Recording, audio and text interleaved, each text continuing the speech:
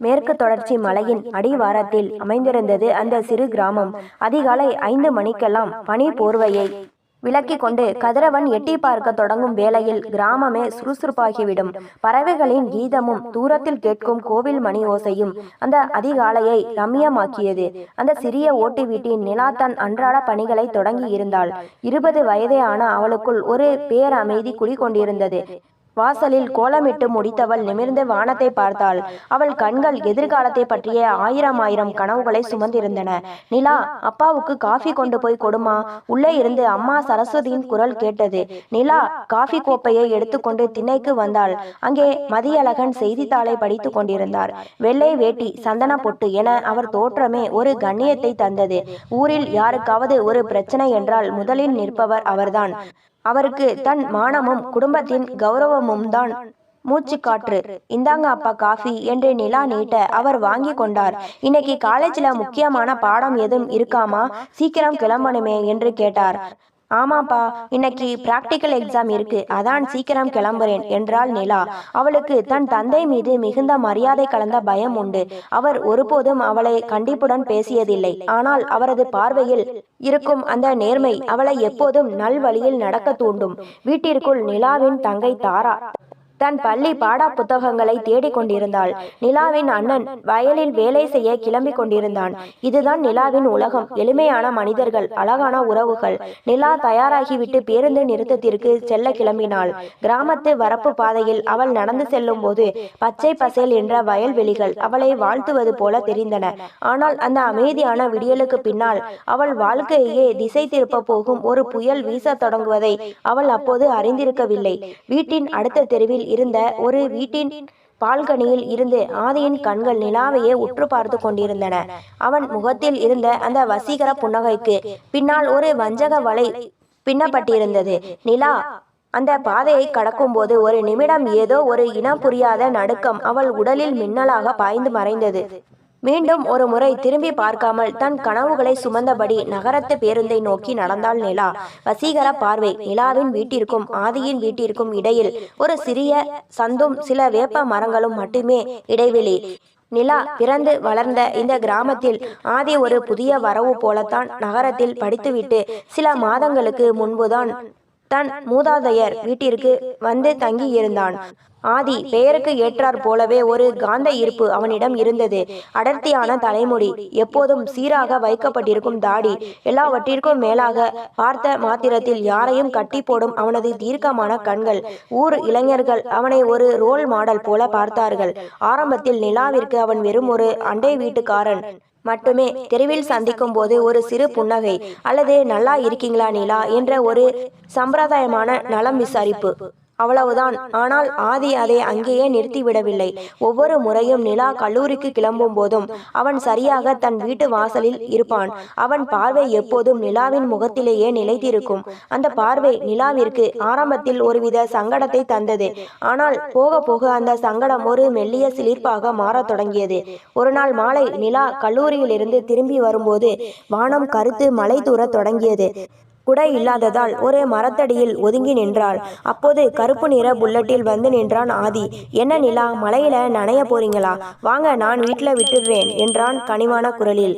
நிலா தயங்கினாள். இல்ல, பரவாயில்லை ஆதி, மலையில நனைஞ்சிட்டு போறது எனக்கு பிடிக்கும். ஆதி சிரித்தான். அந்த சிரிப்பில் ஒரு வசீகரம் இருந்தது. ரொம்ப பிடிவாதம் கூடாது நிலா, உடம்பு சரியில்லாம போனா உங்க அப்பா வருத்தப்படுவார்ல. பயப்படாதீங்க, பாதுகாப்பா கூட்டிட்டு போறது என் பொறுப்பு. அவன் தன் தந்தையை பற்றி குறிப்பிட்டதும் நிலாவின் தயக்கம் மெல்ல மறைந்தது. வண்டியில் ஏறிய போது அவன் சட்டையிலிருந்து வீசிய அந்த மெல்லிய வாசனை திரவியத்தின் மனம் அவளை ஒரு புது உலகிற்கு அழைத்து சென்றது. ஆதி மிக கவனமாக பேசினான். அவளது படிப்பு, அவளது கனவுகள் என ஒவ்வொன்றையும் மிக அக்கறையுடன் கேட்டறிந்தான். உங்ககிட்ட ஒரு தனித்துவம் இருக்கு நிலா, மற்ற கிராமத்து பொண்ணுங்க மாதிரி இல்லாம உங்க கண்ணுல ஒரு பெரிய லட்சியம் தெரியுது என்றான் அவன் வண்டியை நிறுத்திய போது. அந்த பாராட்டு நிலாவின் கன்னங்களை சிவக்க வைத்தது. இதுவரை யாரும் அவளை பற்றி இவ்வளவு ஆழமாக பேசியதில்லை. அன்று இரவு நிலாவிற்கு சரியாக தூக்கம் வரவில்லை. ஆதியின் அந்த பார்வையும் நிலா என்று அவன் அழைத்த விதமும் அவள் காதுகளில் ஒலித்து கொண்டே இருந்தது. தன் இதயத்தின் ஒரு மூலையில் ஆதி மெல்ல மெல்ல இடம் பிடிப்பதை அவள் உணர தவறினாள். அது ஒரு அழகான தொடக்கம் என்று அவள் நினைத்தாள். ஆனால் ஒரு வேட்டைக்காரன் தன் வலையை எவ்வளவு நயமாக விரிக்கிறான் என்பது அந்த அப்பாவி பெண்ணிற்கு தெரியவில்லை. கல்லூரி முடிந்து வரும் வழியில் ஆதி அவளை வழிமறித்த போது நிலாவின் இதயம் படபடவென அடித்து கொண்டது. நிலா, உன்கிட்ட கொஞ்சம் தனியா பேசணும். நாளைக்கு லீவு தானே, ஊருக்கு ஒதுக்குப்புறமா இருக்கிற அந்த மாந்தோப்புக்கு வர முடியுமா என்று அவன் கேட்டபோது நிலாவுக்குள் ஒரு கணம் மின்னல் வெட்டியது. ஆதி, இது சரி வருமானு தெரியல. யாராவது பார்த்தா அப்பாவோட நிலைமை என்ன ஆகிறது என்று மெல்லிய குரலில் கேட்டாள்.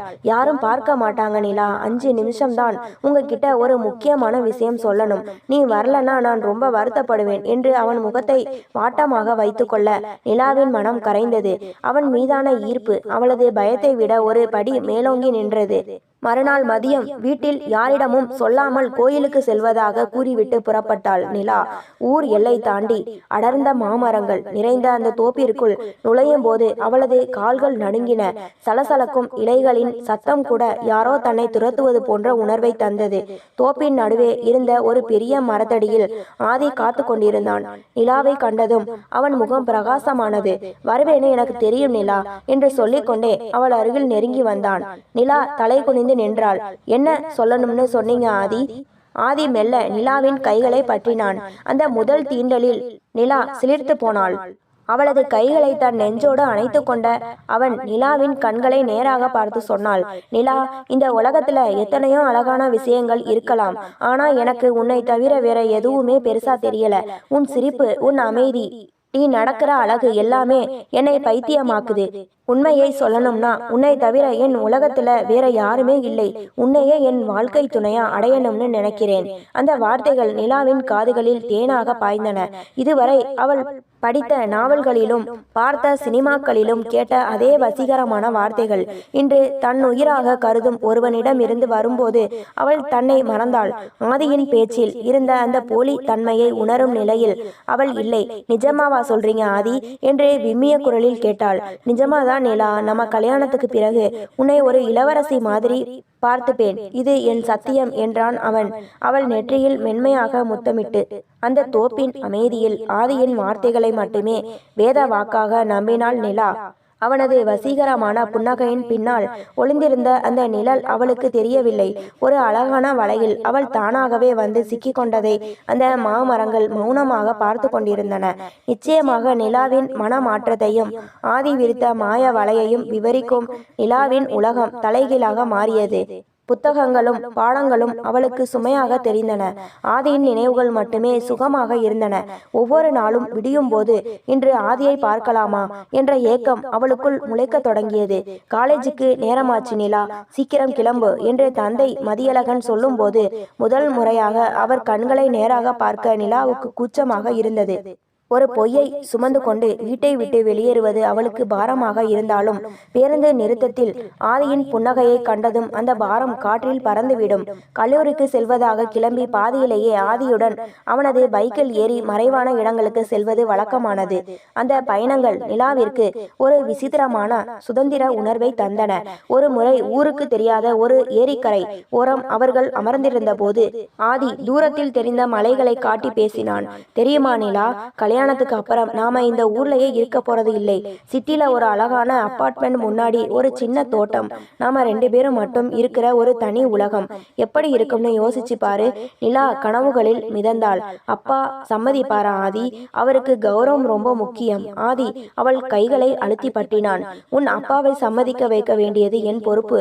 நான் நல்ல வேலையில சேர்ந்து பெரிய ஆளா வந்து நிற்கும் போது அவர் எப்படி மறுப்பார்? என் நிலாவை நான் யாருக்காகவும் விட்டு கொடுக்க மாட்டேன். திருமணம், பட்டுப்புடவை, அழகான வீடு என ஆதி அடுக்கிக்கிட்டே போனான். அவன் காட்டிய அந்த மாய உலகம் நிலாவிற்கு தத்துரூபமாக தெரிந்தது. அவன் சொல்லும் ஒவ்வொரு பொய்யும் அவளுக்கு வேத வாக்காக பட்டது. அவனது பேச்சில் இருந்த அந்த தீவிரம், இந்த மனிதன் எனக்காக எதையும் செய்வான் என்ற குருட்டு நம்பிக்கையை அவளுக்குள் விதைத்தது. அவள் கல்லூரி பையை திறந்து பார்க்கவில்லை, தோழிகளுடன் பேசவில்லை. அவளது உலகம் ஆதி என்ற ஒரு புள்ளியில் சுருங்க தொடங்கியது. ஆனால் அதே சமயம் ஆதியின் கண்கள் நிலாவை பார்க்காமல் அவளது தோளில் சரிந்திருந்த அவளது கூந்தலையும் அவளது அழகையும் மட்டுமே ரசித்து கொண்டிருந்தன. அந்த ரசனையில் அன்பு இல்லை, ஒரு வேட்டைக்காரனின் கணக்கு இருந்தது. வீட்டிற்கு திரும்பும் போதெல்லாம் ஒரு குற்ற உணர்வு நிலாவை துரத்தும். ஆனால் அந்த நாள் காலையில் ஆதி அனுப்பும் ஒரு குறுஞ்செய்தி அந்த தார்மீக கோபத்தை எல்லாம் தவிடு பொடியாக்கிவிடும். ஒரு ரகசிய பயணத்தின் விளிம்பில் தான் எதை நோக்கி செல்கிறோம் என்று தெரியாமலேயே நிலா வேகமாக நடை போட்டு கொண்டிருந்தாள். மெல்லிய மாற்றம். காலச்சக்கரம் சுழல சுழல நிலாவின் காதலில் ஒரு விதமான இறுக்கம் கூட தொடங்கியது. ஆரம்பத்தில் அவளை ஒரு பூவை போல கையாண்ட ஆதியிடம் இப்போது ஒரு புதிய முரட்டுத்தனம் தலை தூக்கியது. அவனது வசீகரமான புன்னகையையும் மென்மையான வார்த்தைகளையும் மெல்ல மெல்ல அதிகாரம் ஆக்கிரமிக்க தொடங்கியது. ஒரு நாள் மாலை நிலா கல்லூரி தோழியுடன் சிரித்து பேசிக் கொண்டிருப்பதை ஆதி பார்த்து விட்டான். அன்று சந்திக்கும் போது அவனது முகம் கடுகடுவென இருந்தது. யாரது? அவன் கூட எதுக்கு அத்தனை சிரிப்பு? இனிமே அவன் பக்கத்துல உன்னை நான் பார்க்க கூடாது, புரியுதா என்று அவன் அதட்டிய போது நிலா அதிர்ந்து போனாள். அவன் என் கிளாஸ்மேட் தான் ஆதி, சும்மா நோட்ஸ் பத்தி தான் பேசினோம் என்று நிலா இழுக்க ஆதி அவள் கையை பலமாக பற்றினான். நிறுத்து, நான் சொன்னா அதை அப்படியே செய்யணும். எனக்கு பிடிக்காத எதையும் நீ செய்யக்கூடாது. உன் வாழ்க்கை, உன் பேச்சு, உன் சிரிப்பு எல்லாமே எனக்கு மட்டும்தான் சொந்தம் என்று அவன் கண்கள் சிவக்க பேசிய போது நிலாவின் இதயம் கனத்தது. அந்த தீய பார்வையில் காதல் இல்லை, ஆக்கிரமிப்பு இருந்தது. ஆனால் நிலாவின் மனம் அதை ஏற்றுக்கொள்ள மறுத்தது. அவன் என் மேல வச்சிருக்கிற அன்பாலதான் இப்படி பொறாமைப்படுறான், என்னை தப்பா யாரும் நினைச்சிடக் கூடாதுங்கிற அக்கறையில தான் கோபப்படுறான் என்று தனக்குத்தானே ஒரு போலி சமாதானத்தை சொல்லிக் கொண்டாள். சில நேரங்களில் ஆதி அவளது உடை, அவளது நடை என ஒவ்வொன்றிலும் குறை சொல்ல தொடங்கினான். இந்த சுடிதார் உனக்கு சரியில்லை, நீ ஏன் மற்றவங்க கிட்ட தலையசைச்சி பேசுற என அவனது கட்டுப்பாடுகள் அதிகரிக்க தொடங்கின.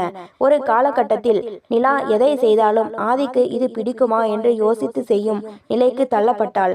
அவன் பேசும்போது இருந்த அந்த பழைய உண்மை தன்மை இப்போது இல்லை.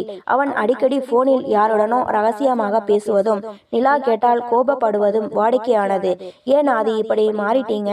முன்னாடி மாதிரி என்கிட்ட அன்பா பேச மாட்டீங்களே என்று ஒரு முறை நிலா கண் கலங்க கேட்டாள். அதற்கு ஆதி ஏளனமாக சிரித்துவிட்டு, உனக்காக தான் இவ்வளவு கஷ்டப்படுறேன், நம்ம கல்யாணத்துக்காக எவ்வளவு வேலை இருக்கு தெரியுமா? நீ சும்மா சந்தேகம் பட்டு என் நிம்மதியை கெடுக்காதே என்று மிரட்டினான். அந்த பதிலில் இருந்த வெறுமையை நிலா உணரவில்லை. மாறாக அவன் தனக்காக உழைப்பதாக சொன்ன அந்த பொய்யை நம்பி தன் கண்ணீரை துடைத்து கொண்டாள். ஆதிக்கு என் மேல பாசம் குறையல, வேலை பழுதான் அவனை இப்படி மாத்துது என்று நிலா தன்னைத்தானே ஏமாற்றிக் கொள்ளும் அந்த மாயத்திரை இன்னும் விலகவில்லை. ஒரு சிலந்தி தான் பின்னிய வலையில் இறை சிக்கியதை உறுதி செய்து கொண்டு மெல்ல மெல்ல அதை இருக்க தொடங்குவதைப் போல ஆதியின் அதிகாரம் நிலாவை சுற்றி பின்னப்பட்டது. அந்த நாள் வழக்கத்திற்கு மாறாக மந்தமான வானிலையுடன் தொடங்கியது. நிலாவின் மனதிற்குள் ஏதோ ஒரு இனம் புரியாத அச்சம் அவ்வப்போது எட்டி பார்த்தது. ஆனால் ஆதி அவளை சந்திக்க வேண்டும் என்று விடுத்த அழைப்பு அந்த அச்சத்தை மறைத்து விட்டது. நிலா, இன்னைக்கு நாம வழக்கமா போற இடத்துக்கு வேண்டாம், என்னோட நண்பனோட தோப்பு வீடு ஒன்று இருக்கு, அங்க போலாம், யாரும் தொந்தரவு இருக்காது என்று ஆதி சொன்னபோது நிலா தயங்கினாள். வேண்டாம் ஆதி, அது சரியா வராது, நாம இங்கேயே பேசலாமே என்றாள் நிலா மெல்லிய குரலில். ஆதி உடனே முகத்தை மாற்றிக்கொண்டான். உனக்கு என் மேல நம்பிக்கையே இல்லையா? இவ்வளவு நாள் பழகியும் என்னை ஒரு அந்நியன் மாதிரியே பார்க்கிறியே. சரி, உனக்கு வர விருப்பம் இல்லைன்னா விட்டுடு, இனிமே நாம சந்திக்கவே வேண்டாம் என்று அவன் கோபமாக திரும்பிய போது நிலா பதறி போனாள். அப்படி சொல்லாதீங்க ஆதி, நான் வரேன் என்று அவள் சம்மதித்த அந்த நிமிடம் அவளது விதியின் கதவு தவறான திசையில் திறந்தது. அந்த தனிமையான தோப்பு வீட்டின் அறைக்குள் நுழைந்ததும் நிலாவிற்கு ஒரு விதமான இறுக்கம் ஏற்பட்டது. ஆதியின் கண்களில் அன்று ஒரு விசித்திரமான வெறி இருந்தது. அவன் மெல்ல நிலாவின் அருகில் வந்து அவளது தோள்களை பற்றினான். அவனது தீண்டல் அன்று மென்மையாக இல்லை, ஒருவித ஆக்கிரமிப்புடன் இருந்தது. ஆதி எல்லை மீற தொடங்கிய போது நிலா அவனை தடுத்தாள். ஆதி, இது தப்பு, கல்யாணத்துக்கு முன்னாடி இதெல்லாம் வேண்டாம், ப்ளீஸ் விடுங்க என்று அவள் கண் கலங்கி வேண்டினாள். ஆனால் ஆதி அவளை விடுவதாக இல்லை. நிலா, ஏன் இவ்வளவு பயப்படுற? உன்னை கல்யாணம் பண்ணிக்க போறது நான் தானே, நாம 2 பேரும் ஒண்ணுதான். உன் மேல எனக்கு இருக்கிற உரிமையை ஏன் தடுக்கிற? நீ என்னை உண்மையா காதலிச்சா ஏன் இப்படி ஒதுக்குற என்று ஆசை வார்த்தைகளையும் உணர்ச்சிகரமான மிரட்டல்களையும் கலந்து பேசினான். அவளது மௌனத்தையும் பயத்தையும் தனக்கு சாதகமாக்கி கொண்டான். நிலா ஒரு கட்டத்தில் அவனது வற்புறுத்தலுக்கு இணங்க வேண்டியதாயிற்று. ஆனால் அந்த அப்பாவி பெண்ணிற்கு தெரியவில்லை, ஆதி தன் கைபேசியை ஒரு மறைவான இடத்தில் வைத்து அனைத்தையும் ரகசியமாக படம் பிடித்து கொண்டிருக்கிறான் என்று. அந்த நிமிடம் நிலாவிற்கு ஒரு விசித்திரமான இன்பத்தை தந்தாலும் ஆதியின் கைகள் அவளது கால்களையும் உடலையும் தீண்டிய போது அவளுக்குள் ஒரு குற்ற உணர்வும் சேர்ந்தே எழுந்தது. எல்லாம் முடிஞ்ச பிறகு நான் உன்னை அழகா கவனிச்சுப்பேன் நிலா, பயப்படாதே என்று அவன் சொன்னபோது அவன் கண்கள் கேமராவின் திசையை நோக்கி இருந்தன. சிறிது நேரத்திற்கு பிறகு ஆதி எதையும் அறியாதவன் போல தன் கைபேசியை எடுத்து சட்டை பைக்குள் மறைத்து கொண்டான். நிலா கலைந்த கூந்தலை சரி செய்தபடி, ஆதி, இது யாருக்கும் தெரியாதில்ல என்று கேட்டாள். பின்ன இது நமக்கான ரகசியம் நிலா, நீ பயப்படாதே என்று அவன் சிரித்தான். அந்த சிரிப்பில் காதல் இல்லை, ஒரு கொடிய வெற்றி இருந்தது. தான் செய்த மிகப்பெரிய தவறு இதுதான் என்பதை நிலா உணர்ந்தபோது காலம் அவளை வெகு தூரம் இழுத்து சென்றிருந்தது. அந்த சம்பவத்திற்கு பிறகு நிலாவின் மனசாட்சி அவளை உறங்க விடவில்லை. ஆதியை பார்க்கும் போதெல்லாம் ஒருவித குற்ற உணர்வும் அதே சமயம் இவன்தான் என் உலகம் என்ற பிடிவாதமான நம்பிக்கையையும் அவளுக்குள் மோதிக்கொண்டன. ஆனால் ஆதியின் நடத்தையில் தெரிந்த மாற்றம் அவளை உறைய வைத்தது. அவன் இப்போது அவளிடம் அன்பாக பேசுவதை குறைத்து கொண்டான்.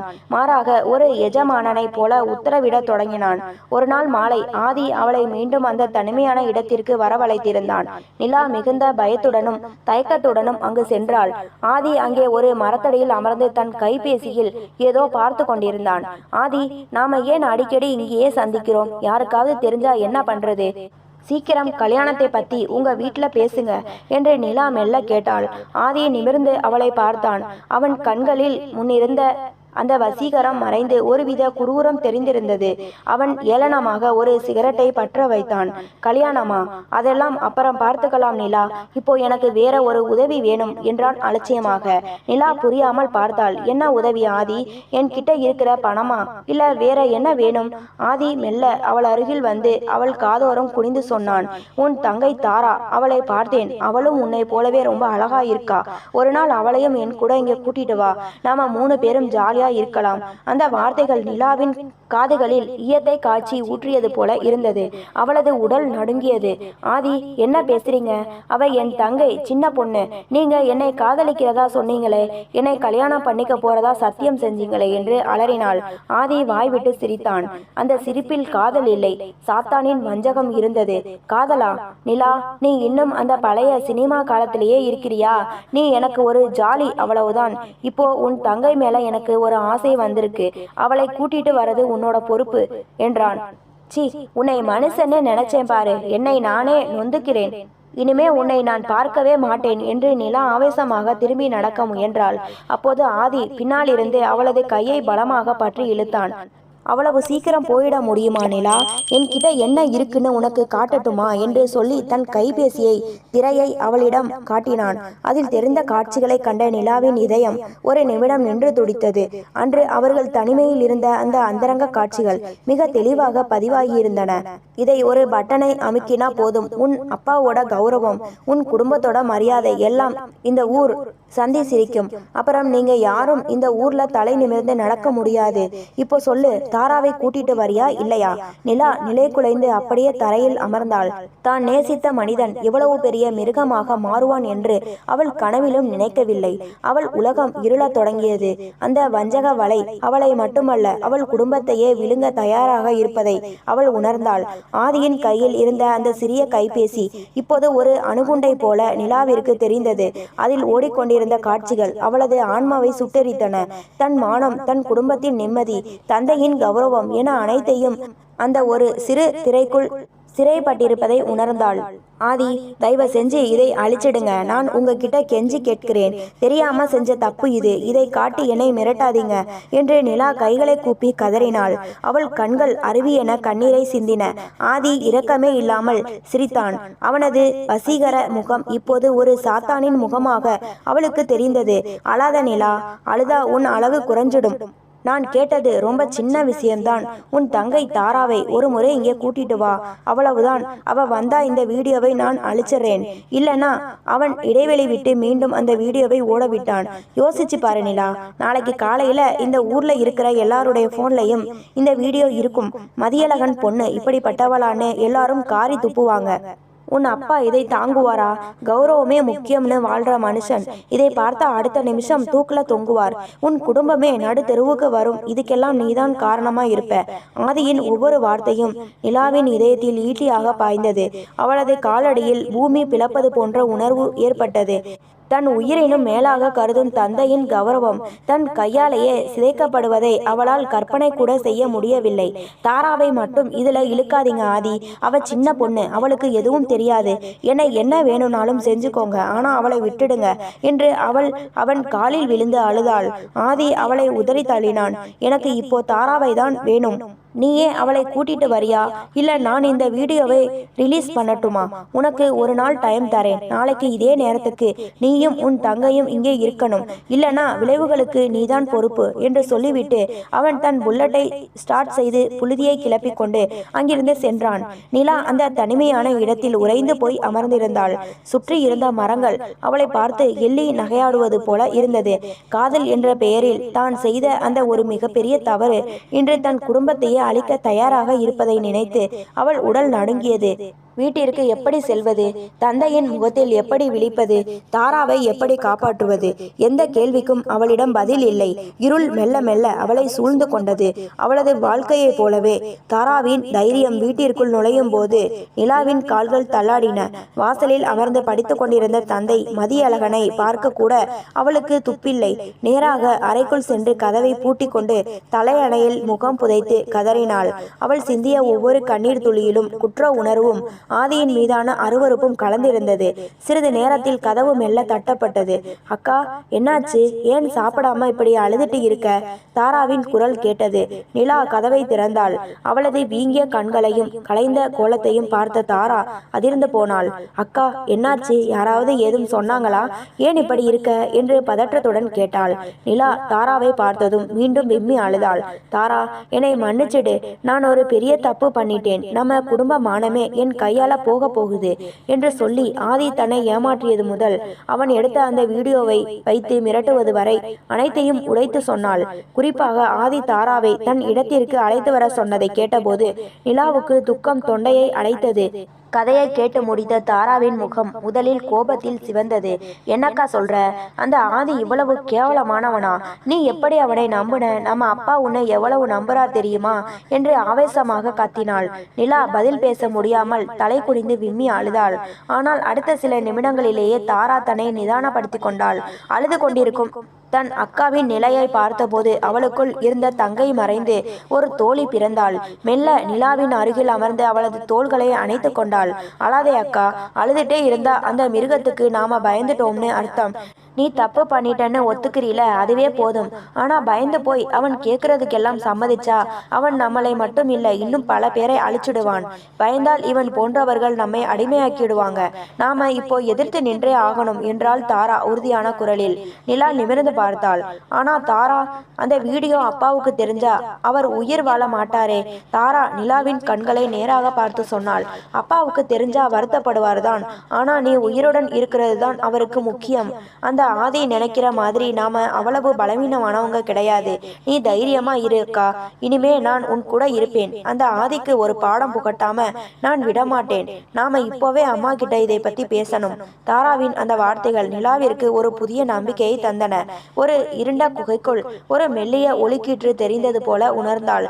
தாராவின் கைகளை பற்றி கொண்டு அந்த பெரிய புயலை எதிர்கொள்ள தயாரானாள் நிலா.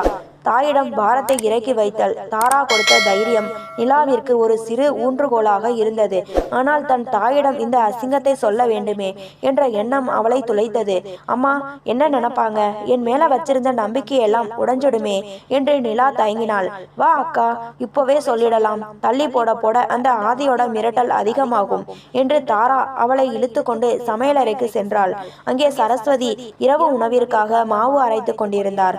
மகள்கள் இருவரும் முகம் வெளுத்து போய் நிற்பதை கண்டதும் அவர் கைகள் நின்றன. என்னடி 2 பேரும் இப்படி வந்து நிக்கிறீங்க?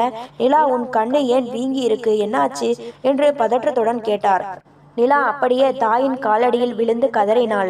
அம்மா, என்னை மன்னிச்சிடுங்கம்மா, நான் பண்ணின தப்பால நம்ம குடும்பமே நடுத்தெருவுக்கு வரப்போகுது என்று விம்மினாள்.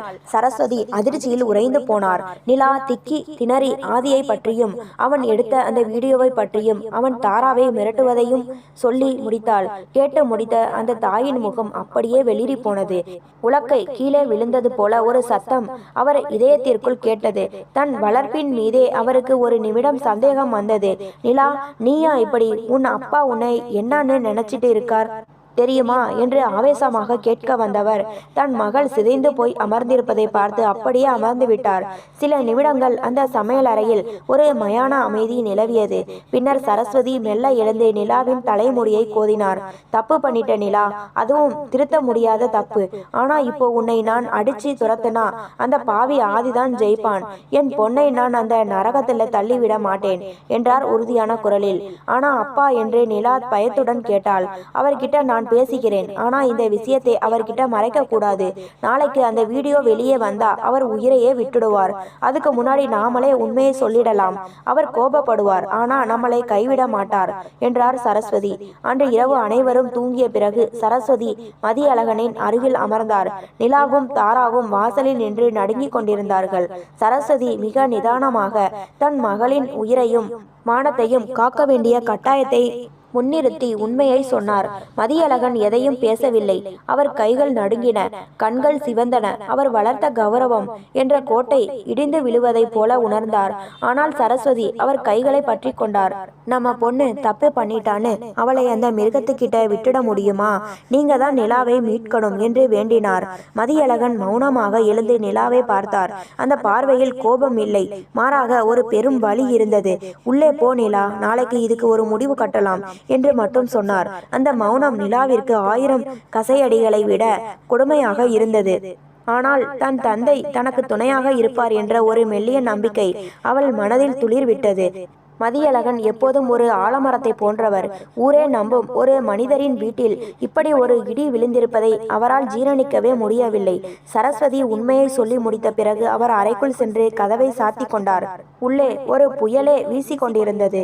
தான் கட்டிக்காத்த கௌரவம், ஊர் போற்றும் மரியாதை என அனைத்தும் ஒரு நொடியில் தரைமட்டமானதை உணர்ந்து அவர் மௌனமாக அழுதார்.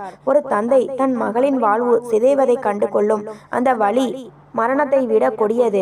நிலா கதவுக்கு வெளியே நின்று அப்பா, என்னை மன்னிச்சிடுங்கப்பா என்று விம்மி அழுதது அவருக்கு கேட்டது. ஆனால் அவரால் உடனே வெளியே வர முடியவில்லை. சிறிது நேரத்தில் நிலாவின் அண்ணன் கதிரவன் வீட்டிற்கு வந்தான். விஷயம் அவனுக்கு தெரிந்ததும் அவன் முகம் கோபத்தில் தகித்தது. எந்த தைரியத்துல அவன் என் தங்கச்சியை மிரட்டுவான்? அவனை கொல்லாம விடமாட்டேன் என்று கத்தியபடி மூளையில் இருந்த அரிவாளை எடுத்துக்கொண்டு ஆதியின் வீட்டை நோக்கி பாய முயன்றான். சட்டென்று மதியழகன் கதவை திறந்து வெளியே வந்தார். நில்லு கதிரவா என்று அதிகார தொனியில் தடுத்தார். அப்பா, அவன் நம்ம குடும்ப மானத்தை வாங்கிட்டான், இன்னும் அவனை உயிரோட விடணுமா என்று கதிரவன் ஆவேசமாக கேட்டான். மதியழகன் கதிரவனின் கையை பற்றி கொண்டார். அவர் கண்கள் சிவந்திருந்தன. ஆனால் குரலில் ஒரு தீர்க்கம் இருந்தது. அவனை வெட்டுறதுனால விடியல் வராதுப்பா. நீ அவனை வெட்டுனா அப்புறம் போலீஸ் கேஸ்னு இந்த விஷயம் இன்னும் பெருசாகும். நம்ம நிலாவோட வாழ்க்கை முழுசா இருட்டுக்குள்ள போயிடும். அவன் என்ன நினைக்கிறான்? நம்ம குடும்பம் கௌரவத்துக்கு பயந்து அவன் காலில் விழணும்னு நினைக்கிறான். ஆனா அந்த பாவிக்கு நாம வேற ஒரு பாடம் புகட்டணும். நிலா பயத்துடன் தந்தையை பார்த்தாள். அவர் நிலாவின் அருகில் வந்து அவளது தலையில் கை வைத்தார். நீ தப்பு பண்ணிட்ட நிலா, ஆனா அதுக்காக உன்னை அந்த மிருகத்துக்கு பலி கொடுக்க மாட்டேன். அவன் கையில இருக்கிற வீடியோவை வச்சு அவன் நம்மளை மிரட்டுறான்ல, அந்த பயத்தை உடைக்கணும். சட்டம் மற்றும் ஊர் முன்னாடி இவன் முகமூடியை கிழிக்கணும். அப்போதான் இவன் வேற எந்த பொண்ணுக்கும் இப்படி ஒரு துரோகத்தை செய்ய மாட்டான் என்றார் உறுதியாக. மதியழகன் தன் கண்ணீரை துடைத்து கொண்டார். மானம் என்பது ஒளிந்து கொள்வதில் இல்லை, அநியாயத்தை எதிர்த்து நிற்பதில் இருக்கிறது என்பதை அவர் உணர்ந்தார். கதிரவா, ஊர் பெரியவங்க 4 பேருக்கு இப்போவே ஃபோன் பண்ணு. நாளைக்கு காலையில ஆதி வீட்டு முன்னாடி பஞ்சாயத்து நடக்கணும். நிலா, நீ பயப்படாதே. உன் அப்பா உயிரோட இருக்கிற வரைக்கும் உனக்கு எதுவும் ஆகாது என்று அவர் சொன்னபோது நிலாவிற்கு ஒரு புது தெம்பு பிறந்தது. இருந்தது. இருள் சூழ்ந்த அந்த இரவில் மதியழகன் ஒரு வீரனைப் போல தன் குடும்பத்தை காக்க தயாரானார். அநீதிக்கு அஞ்சாமல் நேருக்கு நேர் மோத அவர் எடுத்த அந்த முடிவு ஒரு புதிய விடியலுக்கான தொடக்கமாக அமைந்தது. அந்த விடியல் வழக்கமானதாக இல்லை. மதியழகன் வீட்டு வாசலில் ஊர் பெரியவர்கள் 4 அமர்ந்திருந்தார்கள். செய்தி காட்டுத்தீயாய் பரவாவிட்டாலும் ஏதோ ஒரு விபரீதம் நடக்கப் போகிறது என்பதை ஊர்க்காரர்கள் உணர்ந்திருந்தார்கள். ஆதி எவ்வித குற்ற உணர்வும் இன்றி ஒரு அலட்சியமான சிரிப்புடன் அங்கு வந்து சேர்ந்தான். அவனது பாக்கெட்டில் இருந்த போன் அவனது அதிகாரத்தின் அடையாளமாக அவனுக்கு தெரிந்தது. என்ன மதியழகன், அதிகாலையிலேயே பஞ்சாயத்து? எதுவாயிருந்தாலும் என்கிட்ட தனியா பேசியிருக்கலாமே என்று ஆதி இகத்தலமாக கேட்டான். ஊர் பெரியவர் ஒருவர் தொண்டையை நனைத்து கொண்டு, ஆதி, மதியழகன் உன் மேல ஒரு பெரிய புகார் சொல்லியிருக்கார். நிலாவை காதலிக்கிறதா சொல்லி ஏமாத்தி அவளை மிரட்டுறதா சொல்றார். இது நிஜமா என்று கேட்டார். ஆதி சற்றும் பதற்றமடையாமல் பலமாக சிரித்தான். என்னது, நானா? இங்க பாருங்க பெரியவரே, நிலா என் மேல ஆசைப்பட்டு என் பின்னாடி சுத்திக்கிட்டு இருந்தா. நான் தான் அவளை கண்டுக்கல. இப்போ பழியை என் மேல போடுறாங்க. இதுக்கு என்ன ஆதாரம் இருக்கு என்று திருப்பி கேட்டான். அவன் மதியழகனை பார்த்து, வீணாவா உங்க பொண்ணு மானத்தை நீங்களே ஏலம் விடாதீங்க என ஜாடை காட்டினான். நிலா வீட்டின் உள்ளே இருந்து வெளியே வந்தாள். அவள் கண்கள் சிவந்திருந்தன. ஆனால் தாராவின் கைகளை பற்றி கொண்டு வந்த அவளது நடையில் ஒரு உறுதி இருந்தது. ஆதாரம் வேணுமா ஆதி என்று நிலா கேட்டபோது அவளது குரல் அந்த இடத்தையே நிசப்தமாக்கியது. என்னை தனியா வரவழைச்சி கல்யாணம் பண்ணிக்கிறேன்னு நம்ப வச்சு ஒரு வீடியோ எடுத்துட்டு அதை வச்சு மிரட்டுறியே, அதுதான் உன் ஆதாரமா? என் தங்கச்சியையும் அங்க கூட்டிட்டு வரலனா வீடியோவை ரிலீஸ் பண்ணுவேன்னு சொன்னியே, அதுவா உன் காதல்? ஆதி அதிர்ந்து போனான். நிலா இவ்வளவு தைரியமாக அனைவர் முன்னிலையிலும் இதை பேசுவாள் என்று அவன் எதிர்பார்க்கவில்லை. பொய் சொல்லாத நிலா, நீயே தான் வந்த என்று அவன் கத்தினான். ஆமா, நான் தான் வந்தேன். உன்னை நம்பி வந்தேன். ஆனா நீ ஒரு மிருகம்னு எனக்கு தெரியாது. இதோ பாருங்க ஐயா, இவன் போன்ல அந்த வீடியோ இருக்கு. ஒரு பொண்ணோட வாழ்க்கையை வச்சு இவனை விளையாடுறான் என்று நிலா ஆவேசமாக சொன்னாள். ஊர் பெரியவர்கள் ஆதியின் போனை பிடுங்க உத்தரவிட்டனர். நிலாவின் அண்ணன் கதிரவன் ஆதியை நெருங்க ஆதி பின்வாங்கினான். நிலாவின் இந்த துணிச்சலான பேச்சு ஆதியின் போலி முகமூடியை அங்கே சுக்குநூறாக உடைத்தது. தன் மானத்தை பற்றி கவலைப்படாமல் நீதிக்காக நின்ற அந்த பெண்ணின் உருவம் ஆதியை நிலைகுலைய செய்தது. அந்த பஞ்சாயத்து மைதானத்தில் ஒரு வேட்டைக்காரனாக வந்த ஆதி இப்போது ஒரு கூண்டில் அடைக்கப்பட்ட விலங்கை போல நடுங்க தொடங்கினான். பஞ்சாயத்தில் கூடியிருந்தவர்கள் முன்னிலையில் ஊர் பெரியவர் ஒருவர் ஆதியின் கைபேசியை வலுக்கட்டாயமாக பிடுங்கினார். ஆதி பதற்றத்தில் வேர்த்து விறுவிறுக்க, அது என் தனிப்பட்ட விஷயம், நீங்க அதை தொடக்கூடாது என்று கத்தினான். ஆனால் கதிரவனும் ஊர் இளைஞர்களும் அவனை சூழ்ந்து கொண்டு நகர விடாமல் தடுத்தனர். கைபேசியின் லாக் திறக்கப்பட்ட போது அங்கிருந்தவர்கள் கண்ட காட்சி அதிர்ச்சியில் உச்சத்துக்கே கொண்டு சென்றன. அதில் நிலாவின் வீடியோ மட்டுமல்ல, அந்த பகுதியில் வசிக்கும் இன்னும் சில பெண்களின் அந்தரங்க புகைப்படங்களும் ஆபாசமான உரையாடல்களும் வரிசையாக இருந்தன. பாவி, இவன் ஒருத்திக்கிட்ட மட்டும் இல்ல, பல பொண்ணுங்க வாழ்க்கையில விளையாடி இருக்கான் என்று பெரியவர் ஒருவர் ஆவேசமாக கத்தினார். ஒவ்வொரு பெண்ணையும் அவன் எப்படி தந்திரமாக ஏமாற்றினான். கல்யாணம் செய்து கொள்கிறேன் என்று ஆசை வார்த்தை கூறி எப்படி வலை விரித்தான் என்பது அவனது குறுஞ்செய்திகள் மூலமே உறுதியானது. அந்த பட்டியலில் பக்கத்து ஊரை சேர்ந்த ஒரு பெண்ணின் கதறலும் பதிவாகி இருந்தது. ஊரே ஆதியை தூற்றத் தொடங்கியது. இதுவரை அவனது வசீகரமான முகத்தையும் அவன் காட்டிய போலி அதிகார பார்த்து வியந்தவர்கள் இப்போது அவனை ஒரு அருவருப்பான ஜந்துவை போல பார்த்தார்கள். இவனை சும்மா விடக்கூடாது, போலீஸ்ல ஒப்படைக்கணும் என்று கூட்டத்தில் இருந்தவர்கள் குரல் எழுப்பினார்கள். ஆதி இவ்வளவு நேரம் காட்டிக் கொண்டிருந்த அந்த மிடுக்கு மறைந்து போனது. அவனது வசீகரம் அவனை காப்பாற்றவில்லை.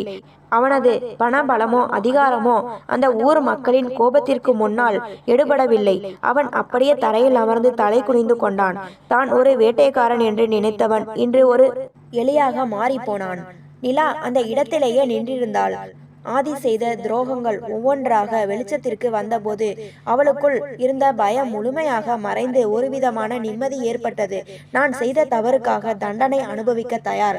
ஆனால் இவன் போன்ற ஒரு கொடியவன் இனி யாரையும் சிதைக்க கூடாது என்ற அவளது வைராகியம் இன்று வென்றிருந்தது. பஞ்சாயத்து ஒரு மனதாக முடிவெடுத்தது. ஆதியின் கைபேசி ஆதாரமாக பறிமுதல் செய்யப்பட்டது. அவனது முகமூடி கிழிந்து அவன் செய்த பாவங்கள் அனைத்தும் அந்த ஊர் சந்தியில் அம்பலமானது. ஒரு ஒரு வஞ்சகனின் வீழ்ச்சி அன்று அந்த விடியலின் முழுமையடைந்தது. தீர்ப்பு இடியாக இறங்கியது. ஆதியின் வஞ்சகம் ஆதாரங்களுடன் நிரூபிக்கப்பட்டதால் அவனது குடும்பம் தலை குனிந்தது. ஊர் பெரியவர்கள் எடுத்த முடிவின்படி ஆதி அந்த கிராமத்தை விட்டு உடனடியாக வெளியேற உத்தரவிடப்பட்டது. சட்ட ரீதியான நடவடிக்கைகளுக்கு அஞ்சி அவனது தந்தை அவனை தூரத்து நகரத்திற்கு அனுப்பி வைத்தார். அந்த பகுதியில் இனி அவன் தலை காட்டக்கூடாது என்பதே கட்டளை. ஆதி வெளியேறும்போது அவனை யாரும் வழியனுப்ப வரவில்லை. மாறாக அருவருப்பான பார்வைகளே அவனை துரத்தின. ஆனால் நிலாவிற்கு போராட்டம் அங்கேயே முடிந்துவிடவில்லை. வீடியோவில் இருந்த பொண்ணு இவதானே என்ற சிலரின் மறைமுக பேச்சுக்கள் அவளை சுட்டரித்தன.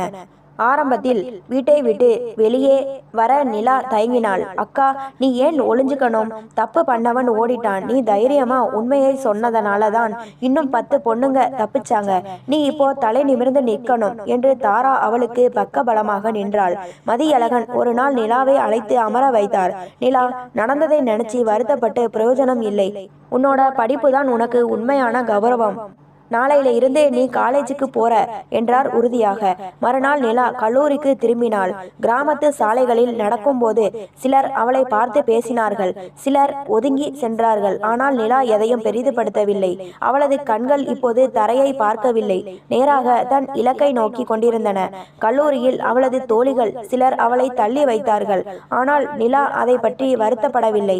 நூலகமே அவளது உலகமானது. இழந்த பாடங்களையும் தவறவிட்ட நேரத்தையும் ஈடுகட்ட இரவு பகலாக உழைத்தாள். கல்வியே அவளது ஆயுதமானது. சரஸ்வதி அவளுக்கு பிடித்த உணவுகளை சமைத்து போட்டு மகளை தேற்றினார். கதிரவனும் தாராவும் அவளது நிழலாக இருந்து அவளை பாதுகாத்தார்கள். ஒரு குடும்பத்தின் ஆதரவு இருந்தால் எந்த பெண்ணும் எத்தகைய இக்கட்டான சூழலிலிருந்தும் மீண்டு வர முடியும் என்பதற்கு நிலாவே சாட்சியாக விளங்கினாள். மாதங்கள் உருண்டோடின. நிலாவின் விடாமுயற்சிக்கு பலன் கிடைத்தது. கல்லூரி தேர்வுகளில் அவள் முதலிடம் பிடித்தாள். ஊர் மக்கள் அவளை அந்த வீடியோவில் இருந்த பொண்ணு என்று சொல்வதை நிறுத்திவிட்டு மதியழகன் பொண்ணு பெரிய படிப்பு படிச்சு சாதிச்சிட்டா என்று பெருமையாக பேச தொடங்கினார்கள். ஒரு புதிய நிலாவாக, தன்னம்பிக்கை மிகுந்த பெண்ணாக அவள் மீண்டும் மலர்ந்தாள். நிலாவின் பாடம் 5 ஆண்டுகள் உருண்டோடிவிட்டன. அந்த சிறிய கிராமம் இப்போது கொஞ்சம் மாறி இருந்தது. ஆனால் நிலாவின் வீட்டில் இருந்த அந்த அமைதியும் கண்ணியமும் மாறவில்லை. இன்று அந்த வீடே விழா கோலம் பூண்டிருந்தது. நிலா தனது முதுகலை பட்டப்படிப்பை முடித்துவிட்டு ஒரு பெரிய அரசு அலுவலகத்தில் உயர் அதிகாரியாக பொறுப்பேற்க போகிறாள். அன்று காலை நிலா கண்ணாடி முன் நின்று தன்னைத்தானே பார்த்து கொண்டாள். கண்ணாடியில் தெரிந்த பிம்பத்தில் பழைய நிலா இல்லை. அந்த 20 வயது பெண்ணிடம் இருந்த அதீத அப்பாவித்தனமும் யாரையும் நம்பும் அந்த அறியாமையும் இப்போது காணாமல் போயிருந்தது. அதற்கு பதிலாக பல போராட்டங்களை கடந்து வந்த ஒரு முதிர்ச்சியும் எதையும் எதிர்கொள்ளும் ஒரு வைராக்கியமும் அவள் கண்களில் மின்னின. அவள் அணிந்திருந்த அதிகாரப்பூர்வமான உடை அவளுக்கு ஒரு புதிய கம்பீரத்தை தந்தது. தந்தை மதியழகன் உள்ளே வந்து மகளின் தோளில் கை வைத்தார். அவர் கண்களில் இன்று நீர் கோர்த்திருந்தது. ஆனால் அது துக்கத்தினால் அல்ல, பெருமையினால். நிலா, உன்னை பார்க்கும்போது எனக்கு ரொம்ப பெருமையா இருக்குமா? அன்னைக்கு நீ பயந்து போய் ஒளிஞ்சிருந்தா இன்னைக்கு இந்த நிலைக்கு வந்திருக்க முடியாது என்றார் தழுதழுத்த குரலில். நிலா சிரித்தாள். எல்லாம் நீங்க கொடுத்த தைரியம் தான்ப்பா. அன்று மாலை கிராமத்தில் உள்ள பள்ளி மாணவர்கள் மற்றும் இளம் பெண்கள் முன்னிலையில் நிலாவுக்கு ஒரு பாராட்டு விழா நடந்தது. மேடையில் ஏறிய நிலா அங்கிருந்த பெண்களை பார்த்து பேச தொடங்கினாள். அவளது ஒவ்வொரு வார்த்தையும் அங்கே இருந்தவர் இதயத்தை தொட்டது. அங்கே அமர்ந்திருக்கும் என் தங்கைமார்களுக்கு நான் ஒரு விஷயம் சொல்ல ஆசைப்படுகிறேன். வாழ்க்கைங்கிறது பூப்பாதை இல்லை. சில நேரத்துல நாம காதலிக்கிறதா நினைச்சு ஒரு தப்பான நிழலை துரத்துவோம். ஆதி மாதிரி வசீகரமான முகங்களுக்கு பின்னாடி வஞ்சகமான மனசு ஒளிஞ்சிருக்கலாம். காதல் என்ற பெயரில் உங்கள் பலவீனத்தை, உங்கள் உடலை, உங்கள் கௌரவத்தை யாருக்கும் தாரை வார்க்காதீர்கள். அவள் சற்று இடைவெளி விட்டு தொடர்ந்தாள். ஒருவேளை ஏதோ ஒரு சூழல்ல நீங்க தப்பு பண்ணிட்டாலும் அதுக்காக உயிரை விடவோ அல்லது பயந்து ஒளியவோ செய்யாதீங்க. உங்களை மிரட்டுறவங்களுக்கு முன்னாடி மண்டியிடாதீங்க. உங்க குடும்பத்துக்கிட்ட உண்மையை சொல்லுங்க. தப்பு பண்ணவங்களை விட அதை மறைச்சி பயப்படுறதுதான் பெரிய தப்பு. உண்மைதான் உங்களை சுதந்திரப்படுத்தும். நான் அன்னைக்கு உண்மையை சொன்னதாலதான் இன்னைக்கு இந்த இடத்துல தலை நிமிர்ந்து நிற்கிறேன். கூட்டத்தில் இருந்த பெண்கள் கை தட்டினார்கள். நிலாவின் பேச்சு பலருக்கு ஒரு புதிய வெளிச்சத்தை தந்தது.